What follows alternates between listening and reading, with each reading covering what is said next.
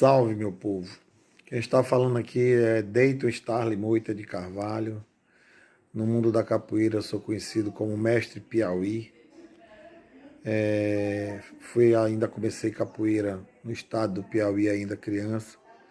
Me transferindo para a Bahia, entrei no grupo Ginga, fui aluno do mestre Tapuã, onde terminei me formando mestre em 1986, no grupo Ginga. Sou professor de educação física, já dei aula em várias universidades, fui monitor na Universidade Católica quando foi implantada a capoeira em 1982. Posteriormente fiquei como professor adjunto, depois fui professor auxiliar na UFBA, depois dei aula em várias faculdades particulares aqui em Salvador, como na FTC, na Unime, na Unirb. Até hoje ainda dou aula na Universidade Católica de Salvador e na Unime, União Metropolitana.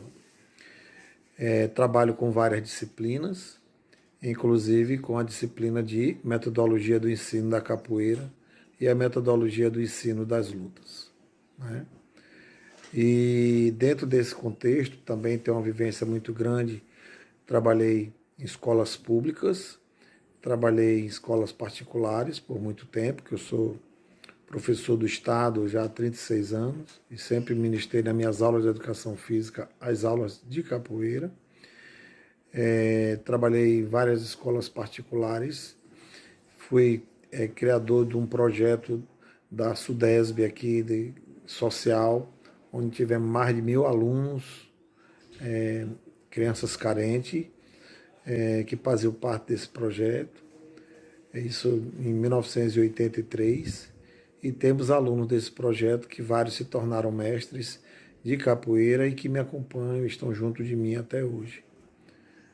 E essa questão da capoeira e educação, nós temos várias linhas de entendimento, porque a própria legislação permite atualmente a utilização da capoeira, dos estudos das influências afrodescendentes como disciplina dentro do contexto escolar. E a capoeira, ela tem por si só todo um encantamento.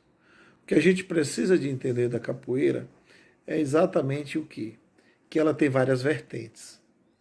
Então, existe a capoeira show, existe a capoeira esporte, existe a capoeira luta, existe a capoeira como instrumento da educação física, existe a capoeira como filosofia de vida, existe a capoeira como terapia, né?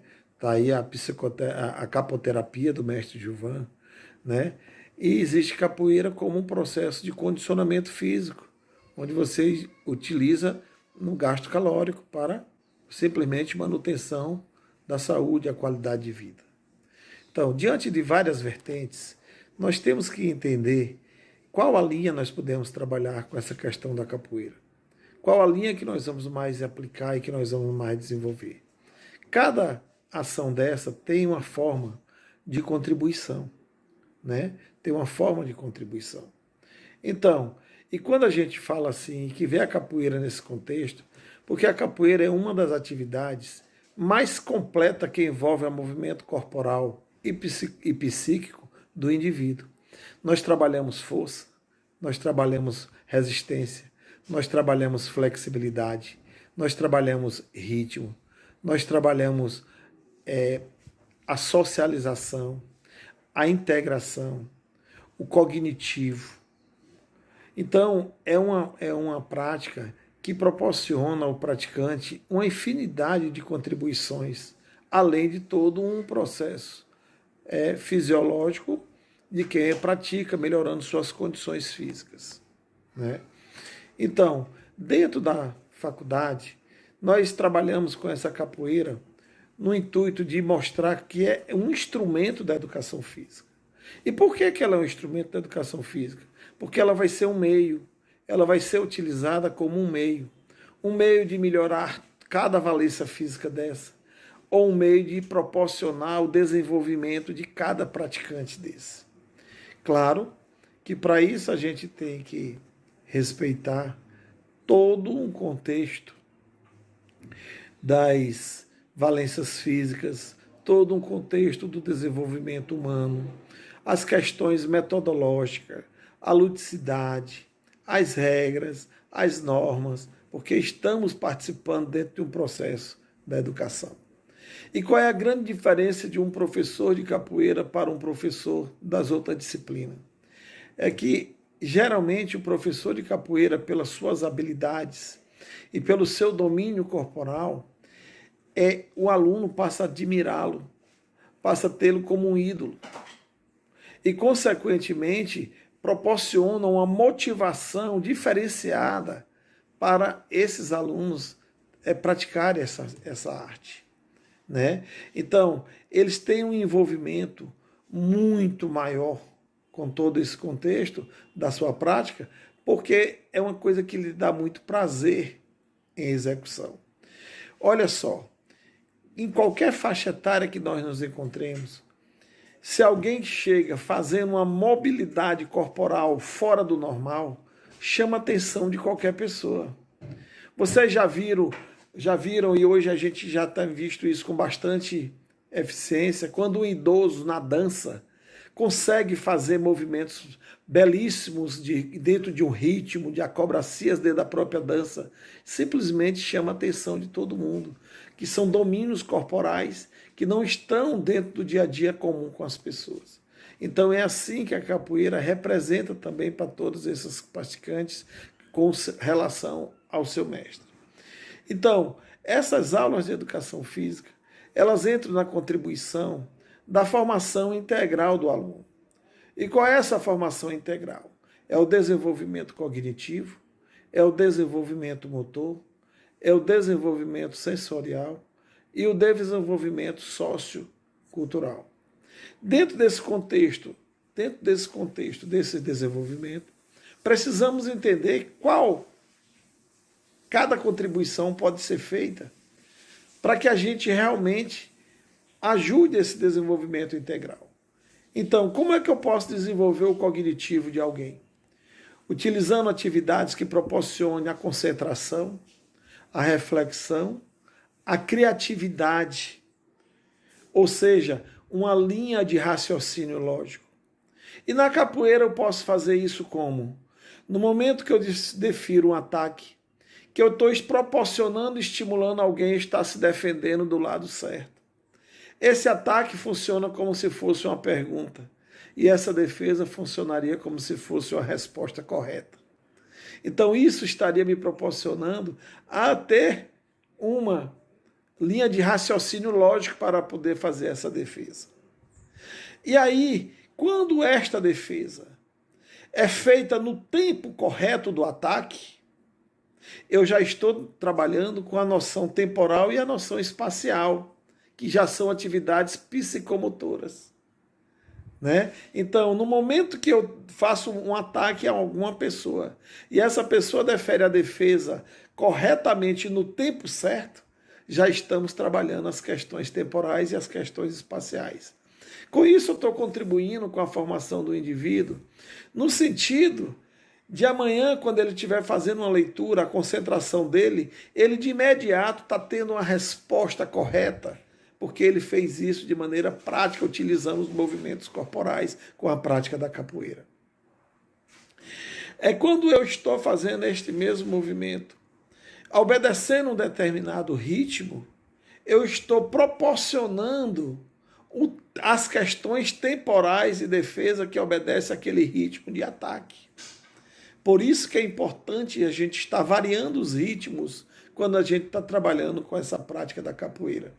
E aí, pessoal, eu estou contribuindo com esse aluno para ele ter todo um processo de educação e domínio corporal.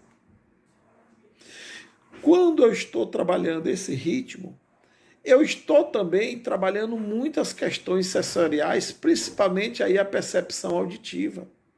Quando eu estou definindo os golpes, eu também estou trabalhando com essa percepção visual. Nós sabemos que a percepção visual ela é muito mais aguçada do que a percepção auditiva. Mas nós podemos trabalhar, porque quanto mais a pessoa tiver capacidade de ouvir, mais esse indivíduo terá capacidade no processo do aprendizado no seu dia a dia. Quando eu trabalho a lateralidade, né, lado direito, lado esquerdo, é o domínio corporal. Esse o desenvolvimento motor. Né? Quando eu trabalho esse ritmo cadenciado, a palma, todo mundo junto, eu estou socializando. A organização de uma roda, eu estou socializando. Eu estou com todo mundo integrado, mas cada um fazendo a sua parte na roda quando responde o coro, quando bate palma. E aí a gente começa a ter uma maior consciência da vivência em coletividade. Então, essa prática da capoeira, ela contribui com essa formação e com essa educação das pessoas que estão dentro dessa vivência, obedecendo cadenciadamente todo um processo. A própria graduação que existe dentro do contexto da capoeira, ela é um processo de normas e de regulamentação, porque ela proporciona hierarquia. Coisas que as famílias hoje têm perdido. Muitas vezes, a forma da criação e a luta que as pessoas têm pela sua sobrevivência sem tempo de diálogo, sem tempo de acompanhar de perto a evolução dos seus filhos, perde todo um processo hierárquico, onde a gente vê famílias se degladiando, automaticamente sem uma conduta hierárquica, onde não se respeita o irmão mais velho, onde não se respeita os pais, né? E, consequentemente, proporciona uma porção de conflitos muito grande dentro de casa. E esta capoeira, ela vem de uma maneira que essa graduação, até o próprio evolução e o domínio do jogo de cada um já proporciona entre os seus praticantes um processo de hierarquização. Já tem um respeito pelaquele que é mais graduado, já tem um respeito pelaquele que apresenta mais habilidade por tempo de execução. E isso é um processo de educação.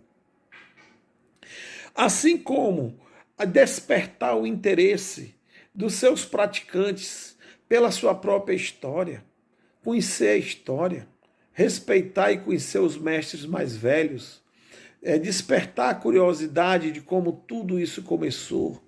Isso é um processo informativo que proporciona mudanças comportamentais e, consequentemente, é um processo de educação.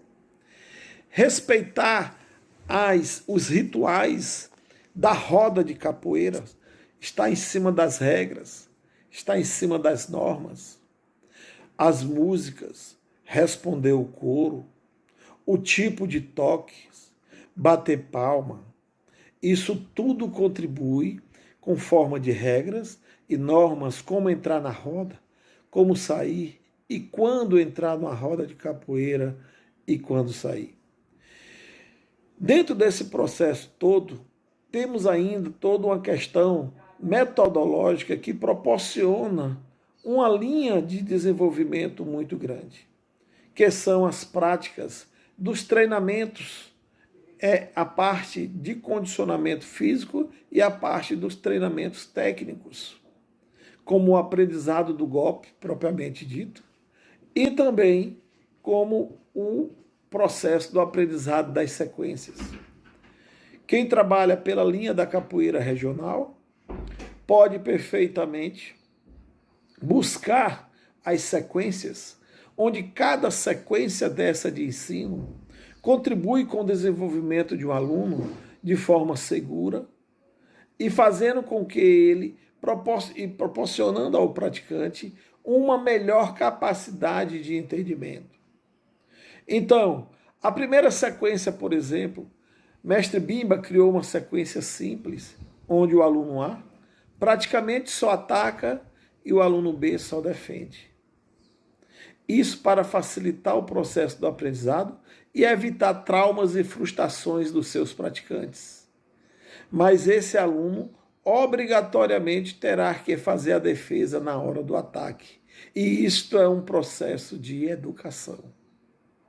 Isto é um processo de educação.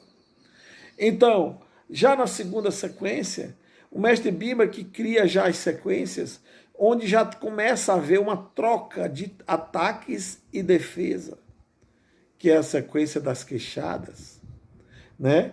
Então, automaticamente, o aluno que defendeu já proporciona um contra-ataque. E aquilo ali a gente começa a ter o entendimento que está havendo um diálogo corporal.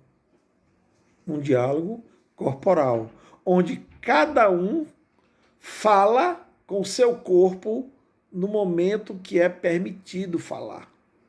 E isto é educação. Na terceira sequência, nós já temos a sequência do martelo, que também vai dentro da mesma linha e da mesma filosofia da segunda sequência. É como se fosse um treinamento de ampliar a sua capacidade de entendimento. Já na quarta sequência, já é uma sequência diferenciada onde utiliza os membros superiores e utiliza os golpes desequilibrantes, como é o arrastão. E aí, automaticamente, as suas defesas. O aluno já vem num processo de evolução e começa a ter movimentos com um grau de dificuldade já maior. E aí, mesmo assim, entrando dentro de um processo de educação, porque a resposta dele, que seria a defesa, só aparece após o ataque, para esse diálogo corporal combinado, que chama de sequência.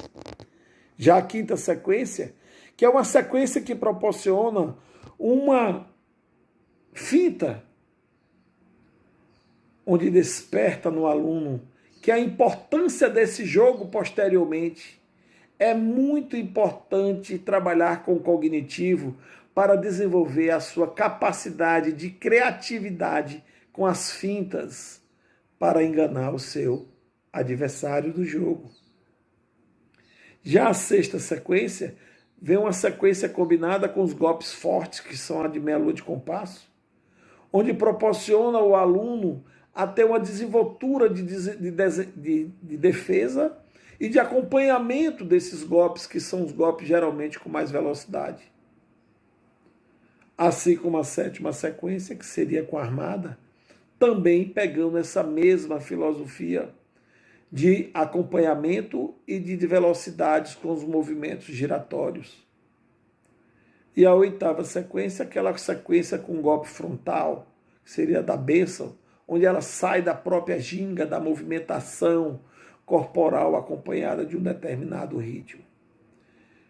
E aí, depois que o aluno domina essas sequências, já com essa intimidade, com esse diálogo corporal, aí ele passa para ter um diálogo muito mais amplo, que seria o jogo da capoeira.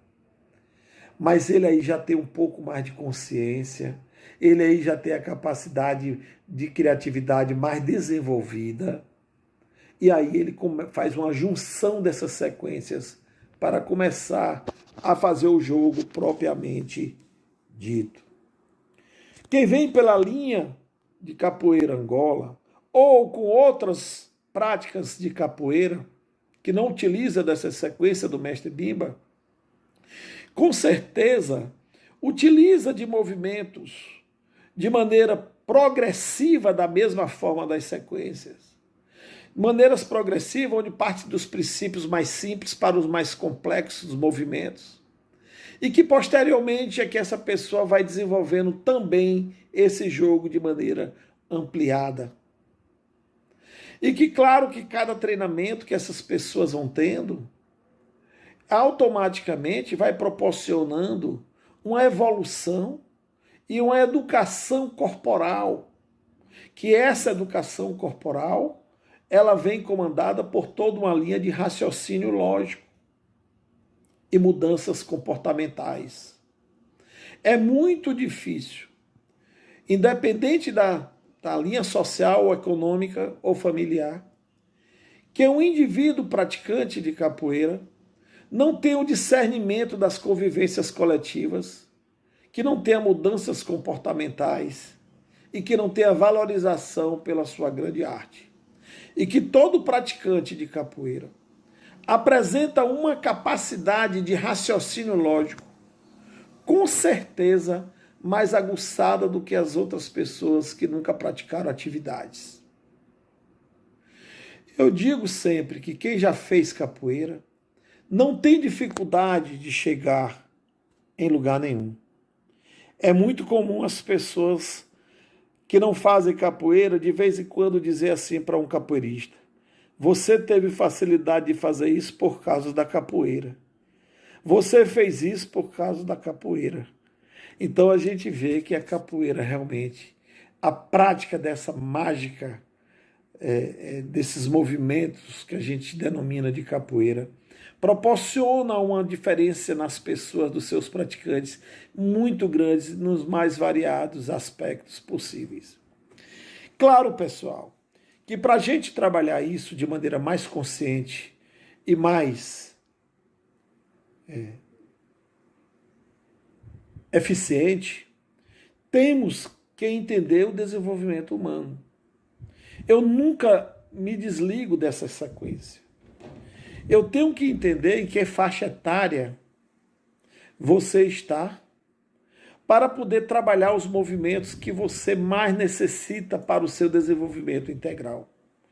E a gente tem 4 faixas etárias que a gente não pode deixar nunca de conhecer, que é simplesmente a reflexa, a fundamental, a rudimentar, a reflexa, a rudimentar, a fundamental e a especializada.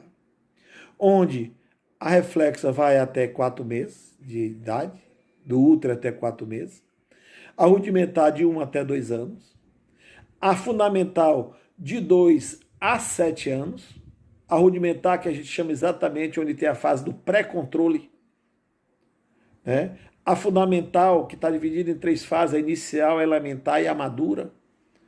A inicial de 2 e 3 anos, a elementar de 4 e 5 anos e a madura de 6 e 7 anos. E em cada faixa etária dessa, vem uma sequência pelos psicopedagogos ilustrativas que proporcionam um roteiro de práticas para contribuir com o desenvolvimento. Assim, nós, professores, respeitamos a capacidade de percepção dessas crianças, para que daí a gente utilize a nossa capoeira de uma maneira bastante eficiente, que não cause frustrações e que proporcione desistência dos seus praticantes quando a gente faz atividades que estejam à altura das crianças proporcionarem as respostas aos estímulos. E temos as fases especializadas, que também está dividida em 3, né, de 7 a 10 anos, de 11 a 13 anos e 13 anos até a vida, até a morte. Porque nós vivemos e aprendemos, morremos e nunca acabamos de aprender. Então, o nosso processo de evolução, de aprendizado, de transformação e de educação, ele é contínuo por toda a vida. Ele é contínuo por toda a vida, né? Então, quando a gente tem, cada vez que a gente se aprofunda mais com essa prática dessa capoeira, mais transformação comportamental nós vamos apresentando. Nós iremos apresentando. Então é muito importante que a gente faça a relação das faixas etárias para quem vai trabalhar numa escola e automaticamente, com as séries que essas crianças estejam estudando, que a gente crie um roteiro metodológico que possa ser trabalhado só naquela faixa etária, aqueles movimentos. Não precisa a gente ter pressa de querer fazer com um menino de 10, 11 anos que ele já se torne um mestre de capoeira. Por que o menino de 10, 11 anos ele já tem que aprender tudo de capoeira? Por que não ter seu tempo de maturação e que ele vá aprendendo aos golpes, ter os golpes de primeira, como tem os golpes básicos, os golpes fundamentais, os golpes simplesmente traumáticos, defensivos, que estejam dentro do contexto da fase etária? Por que eu tenho que ensinar, na hora que eu vou falar no movimento desequilibrante, eu já tenho que ensinar todos os movimentos desequilibrantes para aquela criança? Se ele não teve maturidade, nem tempo de aprofundamento, de aperfeiçoamento, de domínio ainda dos golpes mais simples. E quando se fala também de educação, temos que pegar dois pontos básicos. Um chama-se ludicidade e a outra participação. Então, eu tenho que buscar junto a essas práticas todo um contexto lúdico para proporcionar o quê? Motivação dos seus praticantes. Então, seja criativo, seja lúdico, proporcione suas aulas bastante recreativas. Principalmente quem vai trabalhar com criança, deixe de tanta rigidez dentro do processo, ok? E há outro processo, participativo. Essa participação tem envolvimento muito com a linha metodológica.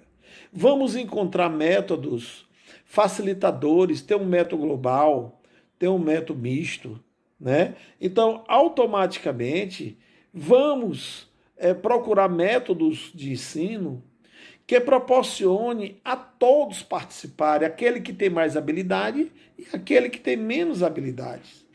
Para isso, nós podemos utilizar algumas destas metodologias que ela proporcionam todo um processo de aprendizagem, para que não haja comparação de um praticante e outro.